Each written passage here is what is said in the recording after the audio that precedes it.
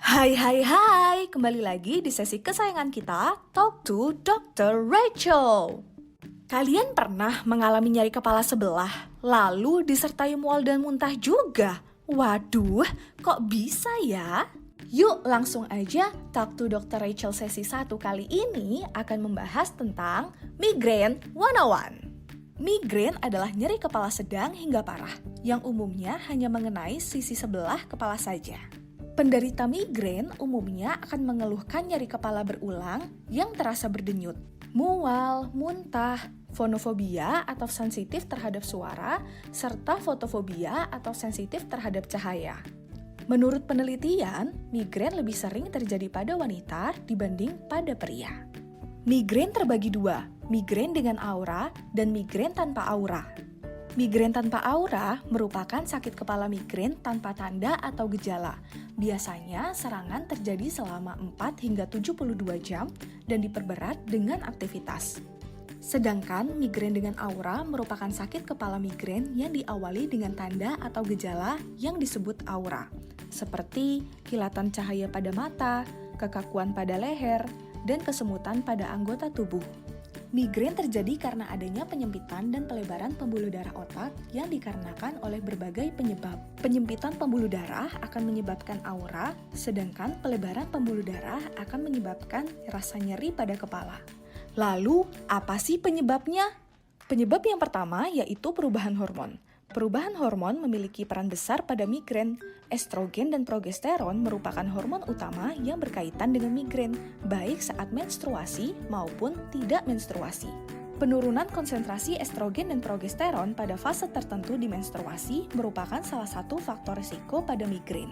Hal ini dikarenakan estrogen mengendalikan zat kimia di otak yang mengendalikan rasa sakit, sehingga ketika kadar hormon ini turun akan timbul nyeri kepala.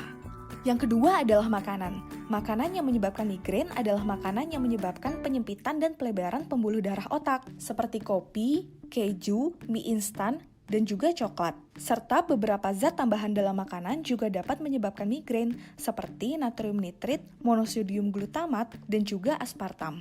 Yang ketiga adalah stres. Stres berkontribusi besar dalam menyebabkan migrain. Terlalu letih, sibuk, kurang tidur, atau emosi yang berlebih dapat merangsang kelenjar adrenal untuk melepaskan hormon noradrenalin. Tetapi perlu diingat bahwa dalam beberapa kasus migrain dapat muncul setelah ketegangan mereda atau setelah masa stres sudah lewat. Yang keempat adalah perilaku tidur.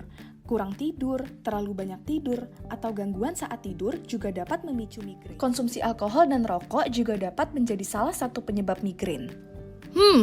Lalu gimana ya cara mencegah migrain? Yuk kita intip tips and triknya. Yang pertama, kamu dapat membuat Daily Headache Diary. Daily Headache Diary merupakan buku catatan pribadimu mengenai perjalanan migrainmu. Kamu dapat mencatat durasi migrain, hal atau makanan apa saja yang telah kamu konsumsi sebelum serangan migrain terjadi. Nantinya, diary ini dapat membantumu untuk mengenai faktor risikomu. Karena faktor risiko setiap orang berbeda-beda. Yang kedua adalah membiasakan kebiasaan tidur yang baik. Cobalah untuk tidur sesuai waktunya, yaitu pada malam hari dan bangun pada pagi hari. Jangan biasakan begadang jika tidak ada hal yang mendesak.